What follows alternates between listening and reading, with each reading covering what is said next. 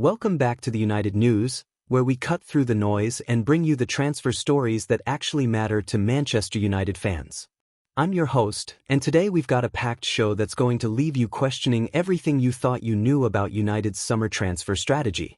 We're diving deep into three massive stories that could completely reshape our squad for the upcoming season. First up, the Moise Kean situation that's got everyone talking, and the clock is literally ticking with just days left on his release clause. While other channels are recycling the same old speculation, we've got the inside track on why United haven't made their move yet, and what's really happening behind the scenes with Napoli breathing down our necks. Then we're tackling the Ollie Watkins bombshell that's sending shockwaves through Old Trafford. Rio Ferdinand and Phil Jones have both gone on record with some eye-opening comments about the Aston Villa striker, and trust me, what they're saying will make you understand why this transfer could be the game-changer we've all been waiting for. We'll break down the £60 million price tag and whether it's actually the bargain of the century. But here's where it gets really interesting. We're also uncovering United's surprise move for Brazilian goalkeeper John from Botafogo. This isn't your typical backup signing story. We're talking about a Copa Libertadores winner who could seriously challenge for the #1 spot. While Fabrizio Romano and the big transfer accounts are focused on the headline grabbers, we're bringing you the under-the-radar moves that could define our season. From release clause deadlines to legendary endorsements, from Brazilian brilliance to tactical masterstrokes under Ruben Amorim, we're covering it all. This isn't just another transfer roundup. This is your comprehensive guide to understanding exactly what United are planning, why they're planning it, and what it means for every single one of us in the stands. So grab your coffee, settle in, and prepare to see these transfer stories from angles you won't find anywhere else. Because at the United News, we don't just report the news, we decode it, analyze it, and tell you exactly what it means for the future of Manchester United. Let's get started with the story that's got everyone checking their watches. The Moise Kean countdown that could change everything? Manchester United transfer update. The Moise Kean situation. What's really happening? Hey United fans. You know that feeling when you're waiting for your favorite pizza to arrive and you keep checking the app every 2 minutes? Well, that's exactly how we feel about this Moise Kean transfer situation right now. The clock is ticking, other clubs are circling, and we're all sitting here wondering if our club will make a move before it's too late. So what's the real story here? Let me break it down for you in simple terms because there's a lot happening behind the scenes that could change everything for our attack this season. The current situation, where we stand right now. First things first, let's talk about what we know for certain. Moise Kean is currently playing for Fiorentina in Italy, and he's been having a pretty decent time there. The interesting part? He has a release clause in his contract that became active on July 1st. This means any club can sign him for £45 million if they act fast enough. But here's the catch. This release clause window only stays open until July 15th. That's right, we're talking about a 2-week window where clubs can basically skip all the usual back-and-forth negotiating and just pay the fee to get the player.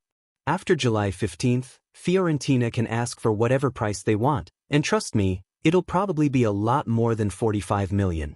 Think of it like a flash sale at your favorite store. The price is fixed, but only for a limited time. Miss the window, and you might end up paying double later. Why are we even looking at Kean? Good question. Some of you might be wondering why we're interested in a player who hasn't exactly set the world on fire at every club he's been to. Let me explain why this could actually make sense for us. Kean is 25 years old, which means he's entering what should be his prime years as a striker. He's got pace, he's strong, and he knows how to find the back of the net. More importantly, he's been playing regularly in Serie A, which is no joke. That league is tough, and doing well there shows he can handle pressure.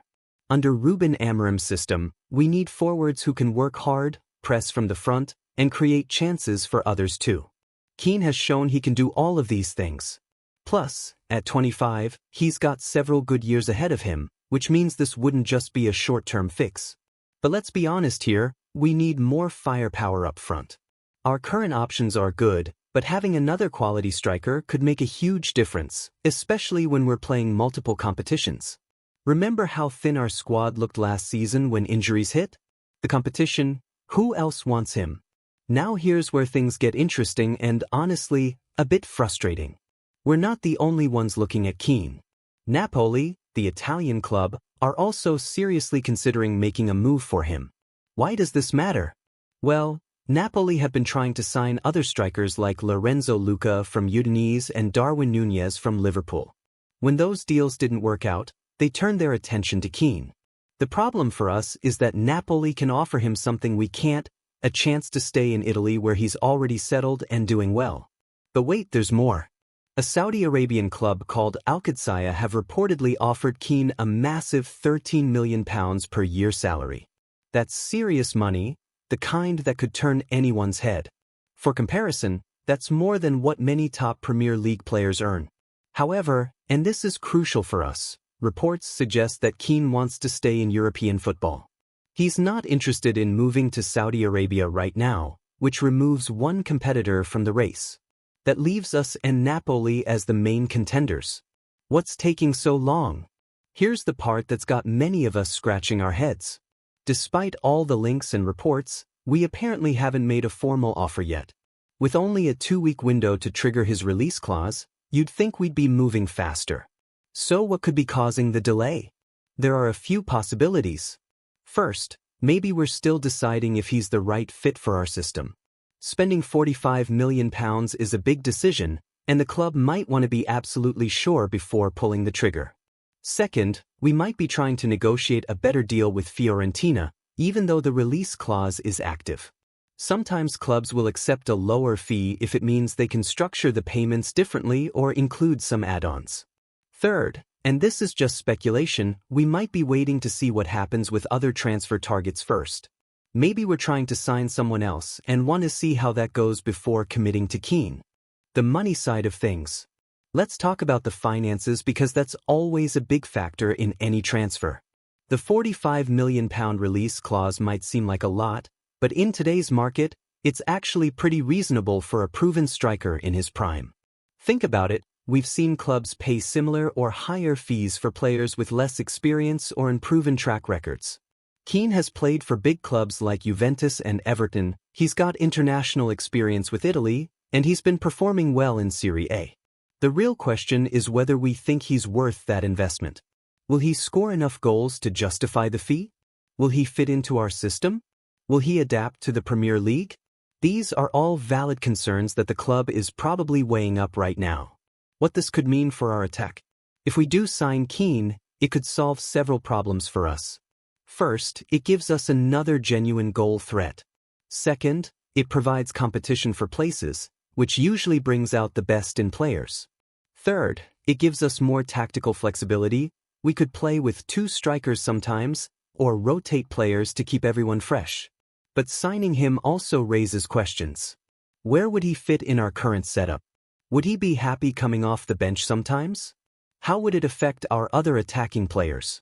These are the kinds of questions Amorim and his team are probably discussing right now. The Napoli factor. We can't ignore the fact that Napoli are serious contenders here.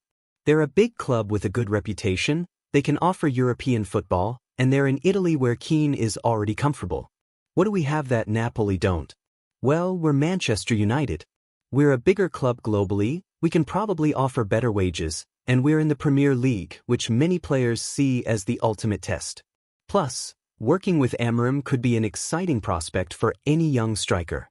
But Napoli have their advantages too. They're in Italy, they've got a good team, and they can offer a clear path to regular playing time. It's not going to be an easy choice for Keane if both clubs make offers. The Saudi Arabia angle. Even though Keane apparently wants to stay in Europe, we can't completely ignore the Saudi Arabia interest. That £13 million per year offer is massive. It's the kind of money that could set up his family for life. Football is a short career, and players have to think about their financial future. While Keane might prefer to stay in Europe now, if the European offers aren't good enough, he might reconsider the Saudi option. This actually puts pressure on us and Napoli to make competitive offers quickly. If we wait too long, other factors might come into play. What should we do? As fans, we obviously want the club to make the best decision. But what would that be in this situation?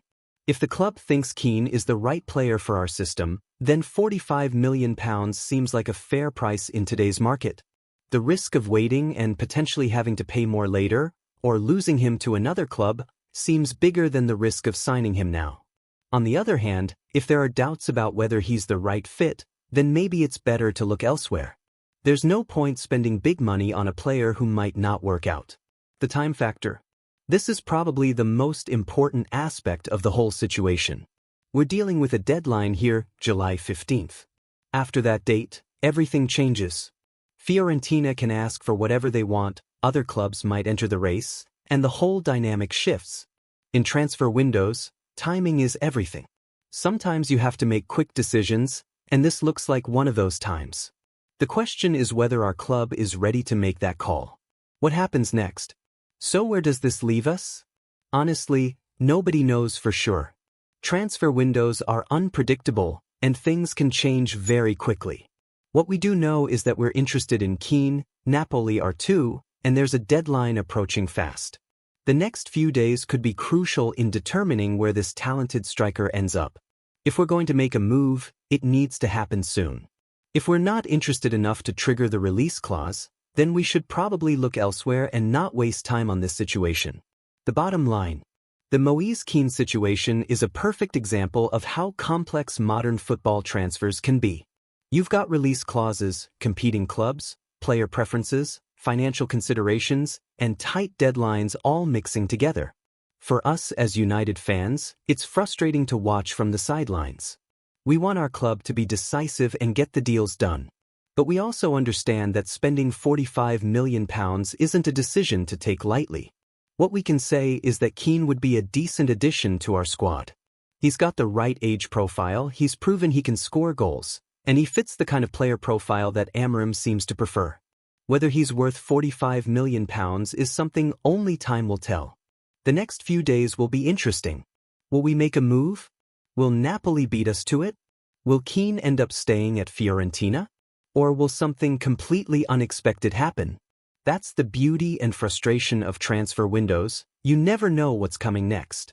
But one thing's for sure, we'll be watching closely to see how this all plays out. After all, that's what being a United fan is all about, living through the ups and downs, the excitement and the disappointment, the hope and the reality. Whatever happens with Keane, let's trust that our club knows what it's doing. And if we don't get him, there will be other opportunities. The transfer window is long, and there are always surprises around the corner.